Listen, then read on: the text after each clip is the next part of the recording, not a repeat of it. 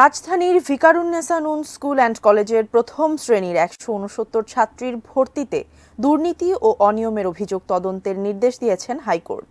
ফলে হাইকোর্টের রায়ে তাদের ভর্তি বাতিলই থাকছে। এতে করে আদালতের আইনি লড়াইয়ে হেরে গেলেন সামাজিক যোগাযোগ মাধ্যমে আলোচিত এমপি ব্যারিস্টার সুমন। আরও জানাচ্ছেন শেখ ফরিদ। ভিকারুন্নেসা নূন স্কুল অ্যান্ড কলেজের প্রথম শ্রেণীর ১৬৯ ছাত্রীর ভর্তি নিয়ে রায় ঘোষণার কার্যক্রম শুরু হয় মঙ্গলবার সকাল থেকে।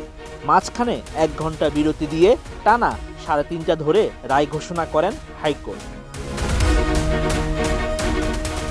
রায় ঘোষণার পুরো সময় জুড়ে এজলাস কক্ষেই ছিলেন আইনজীবী সৈয়দ সাইদুল হক, যিনি ব্যারিস্টার সুমন নামেই বেশি পরিচিত। তার অবস্থান ছিল ১৬৯ শিক্ষার্থীর ভর্তির পক্ষে, আর প্রত্যাশা ছিল রায় শিক্ষার্থীদের ভর্তির পক্ষে আসবে। ২১ মে মঙ্গলবার এ রায় ঘোষণা করেন হাইকোর্ট।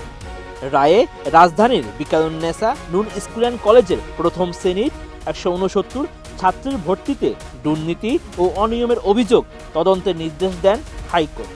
তদন্তের জন্য শিক্ষা মন্ত্রণালয়ের অতিরিক্ত সচিবের নেতৃত্বে কমিটি গঠন করে দিয়েছেন আদালত। কমিটিতে ঢাকা শিক্ষা বোর্ডের চেয়ারম্যানের একজন প্রতিনিধি ও বুয়েটের একজন আইটি এক্সপার্টকে রাখতে বলা হয়েছে। একই সঙ্গে ১৬৯ ছাত্রীর ভর্তি বাতিলই থাকবে বলে আদেশে বলা হয়েছে। পাশাপাশি প্রথম শ্রেণীতে অপেক্ষমান তালিকা থেকে শিক্ষার্থী ভর্তি করতে নির্দেশ দেন আদালত। এ বিষয়ে জারি করা রুল নিষ্পত্তি করে বিচারপতি JBM হাসান ও বিচারপতি রাজিক আল জলিলের হাইকোর্ট বেঞ্চ এ রায় দেন। আদালতের এ রায়ে ব্যারিস্টার সুমন ফিরে যান। রায় ঘোষণার পর তাৎক্ষণিক প্রতিক্রিয়ায় ব্যারিস্টার সুমন হতাশা নিয়ে জানান, তিনিও মানুষ। তিনি একা হেরে গেলে যতটা কষ্ট পান তার চেয়ে অনেক বেশি কষ্ট পান যখন দেখেন তার সঙ্গে থাকা মানুষগুলো হেরে যায়।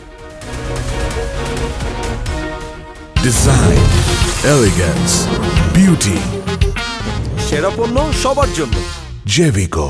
এক প্রশ্নের জবাবে ব্যারিস্টার সুমন জানান, শিক্ষার্থীদের অভিভাবকদের সঙ্গে আলোচনা করে হাইকোর্টের এই রায়ের বিরুদ্ধে আপিল করার সিদ্ধান্ত নেবেন।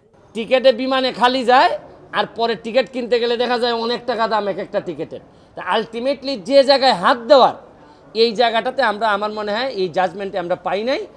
আর এটা যদি আমরা গার্জিয়ানের সাথে আলাপ করে যদি ওনারা আপিল করতে চান, আমরা আপিল করব। এর আগে ভিকারুন্নেসায় ভর্তি নিয়ে বয়সের নিয়ম না মানার অভিযোগ এনে প্রথম শ্রেণীতে ভর্তি ইচ্ছুক 2 শিক্ষার্থীর মা গত 14 জানুয়ারিতে রিট করেন। মাধ্যমিক ও উচ্চশিক্ষা অধিদপ্তর বা মাউসির মতে ভিকারুন্নেসা নূন স্কুল অ্যান্ড কলেজ কর্তৃপক্ষ 2024 শিক্ষাবর্ষে প্রথম শ্রেণীতে ভর্তির ক্ষেত্রে বয়সের ঊর্ধ্বসীমা অনুসরণ করেনি। 1 জানুয়ারি 2017 সালের আগে জন্মগ্রহণকারী শিক্ষার্থীদের ভর্তি করার প্রক্রিয়া ছিল বিধি বহির্ভূত।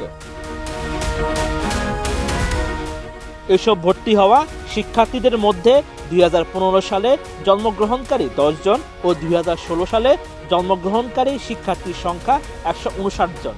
এসব শিক্ষার্থীর ভর্তি বাতিল করে শিগগিরই মাউসিকে অবহিত করার অনুরোধ করা হলো। এরপর স্কুল কর্তৃপক্ষ 169 জনের ভর্তি বাতিল করে। 169 শিক্ষার্থীর ভর্তি বাতিলের পর এখন অপেক্ষমান তালিকা থেকে 1 সপ্তাহের মধ্যে শূন্য আসনে ভর্তি নিতে গত 6 মার্চ নির্দেশ দেন হাইকোর্ট।